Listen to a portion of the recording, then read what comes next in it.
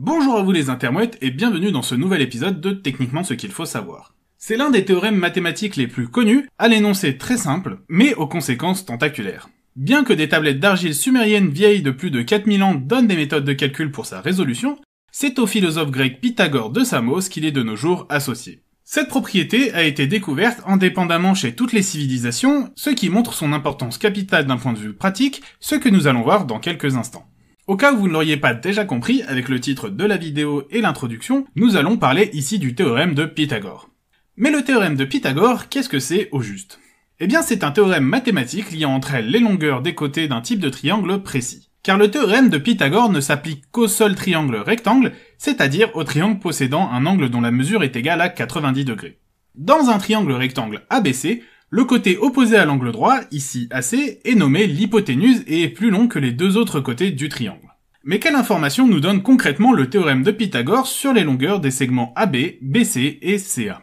Eh bien, il nous dit que pour tout triangle rectangle, la longueur de l'hypoténuse au carré est égale à la somme des carrés des longueurs des deux autres côtés.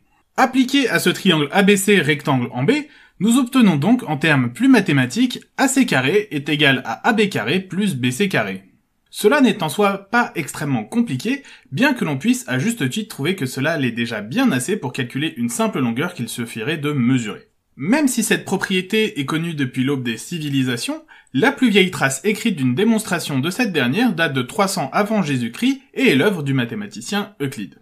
Elle fait appel à la conservation de l'aire d'un triangle que l'on déforme, et ce n'est pas celle que j'utiliserai, pour la simple et bonne raison que ce n'est pas celle que je préfère.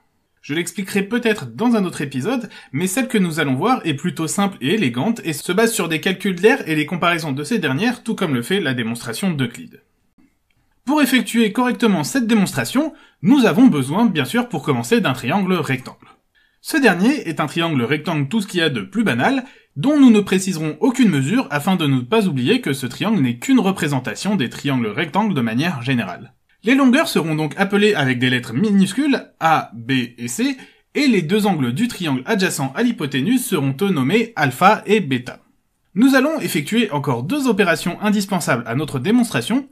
La première est de cloner notre triangle pour en avoir 4 copies, et la seconde est de tracer un grand carré de longueur A plus B, dont l'intérieur sera vert afin de lire plus facilement notre figure.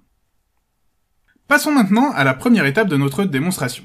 Nous allons arranger nos 4 triangles rectangles identiques dans le grand carré de côté A plus B, de sorte à ce que tous les angles droits des triangles correspondent à ceux du carré. Nous voyons donc qu'il subsiste une zone verte non recouverte par nos triangles. Cette zone verte possède 4 côtés de même longueur, puisqu'il s'agit à chaque fois des hypoténuses dont longueur C de nos 4 triangles rectangles. Mais attention au piège, puisque ce n'est pas parce que les longueurs sont les mêmes que nous pouvons conclure qu'il s'agit d'un carré, puisque c'est une propriété que possède également le losange si votre mémoire est bonne. Il nous faut donc commencer par prouver que cette figure est bel et bien un carré. Pour ça, rien de plus simple.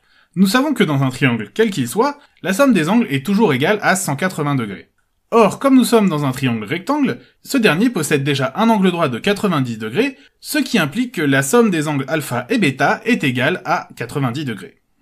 Si l'on regarde plus en détail notre figure, nous voyons que l'angle inconnu de notre figure verte, que l'on nommera gamma, forme avec alpha et bêta un angle plat de 180 degrés. Nous pouvons donc en déduire que notre angle gamma est égal à 90 degrés, et que notre figure verte est bel et bien un carré. Il ne nous reste plus alors qu'à calculer son aire simplement avec la formule de l'aire du carré, et nous trouvons que cette dernière est égale à C au carré. Nous en avons fini avec notre première construction. Passons maintenant à la seconde étape de notre démonstration. Nous allons réarranger nos triangles par paires afin qu'ils forment des rectangles que nous allons positionner à deux angles opposés de sorte à ce qu'ils se touchent par la pointe. Nous obtenons cette fois-ci deux figures vertes au lieu d'une seule précédemment.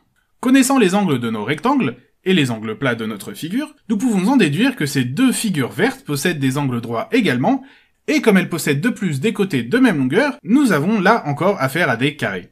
Le plus grand possède un côté de longueur B, donc une aire égale à B carré, et le plus petit un côté de longueur A, et donc une aire égale à A carré. Nous en avons fini avec cette étape rapide de la démonstration, et il ne nous reste plus qu'à conclure. Sachant que dans les deux figures, la surface verte correspond à l'aire du grand carré de côté A plus B qui n'est pas recouverte par nos 4 triangles rectangles, quelle que soit la configuration choisie, cette aire reste la même. Ainsi, nous pouvons en conclure que A carré plus B carré est égal à C carré, ce qui démontre parfaitement notre théorème de Pythagore. Techniquement, ce qu'il faut savoir, c'est qu'avec un simple jeu de construction géométrique, nous avons réussi à démontrer le théorème de Pythagore. Mais cette propriété, inhérente au triangle rectangle, bien qu'elle soit liée à Pythagore, a été découverte bien avant ce dernier de manière indépendante dans toutes les civilisations humaines. Car cette propriété permet de calculer des longueurs sans avoir besoin de les mesurer directement, ce qui est pratique lorsqu'en construction on veut par exemple faire une charpente en bois pour le toit de sa maison, mais c'est bien plus encore la réciproque de ce théorème qui intéresse les bâtisseurs de tous les horizons. Car la réciproque du théorème de Pythagore nous assure que si un triangle respecte l'égalité de Pythagore, alors celui-ci est rectangle. De cette réciproque du théorème de Pythagore découle l'outil le plus technologique de l'Antiquité, la corde à 13 nœuds. Il s'agit ni plus ni moins d'une corde sur laquelle 13 nœuds sont régulièrement espacés. En joignant le premier et le 13e nœud de la corde, il est alors possible de construire un triangle dont les côtés ont pour longueur 3, 4 et 5. Ce triplet de nombres est le plus simple mais également le plus connu des triplets dits pythagoriciens, à savoir des nombres satisfaisant l'égalité de Pythagore. Ainsi, cette corde à 13 nœuds se transforme instantanément en équerre, permettant de s'assurer que le mur ne se transforme pas en tour de Pise au fil de la construction. Le plus intéressant avec les qualités de Pythagore est qu'elles restent vraies même si l'on utilise d'autres figures géométriques que des carrés, pour peu que ces figures partageant un côté avec le triangle rectangle résultent toutes d'une homothétie d'une même figure, c'est-à-dire qu'il s'agisse de la même figure agrandie ou rétrécie, propriété qui est en lien direct avec le théorème de Thalès. Mais le théorème de Pythagore, non content d'avoir aidé nos ancêtres à construire des bâtiments qui tenaient debout, sert aujourd'hui également encore en science afin de calculer les distances dans des espaces que l'on dit euclidiens. Voilà, c'est donc la fin de ce nouvel épisode de Techniquement ce qu'il faut savoir consacré au théorème de Pythagore.